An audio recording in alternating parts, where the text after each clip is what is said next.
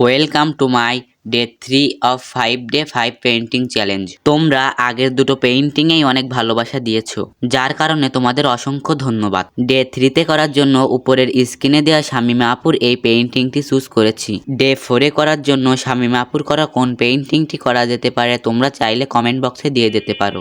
তোমাদের আগে থেকেই বলে রাখি, এই পেইন্টিংটি আমি অতটাও ভালো করতে পারিনি। তোমরা যারা এই ভিডিওটি ইউটিউব চ্যানেল থেকে দেখছো তারা প্লিজ ইউটিউব চ্যানেলটি সাবস্ক্রাইব করে দিও, এবং যারা ফেসবুক পেজ থেকে দেখছো তারাও ফেসবুক পেজটি প্লিজ ফলো করে দিও।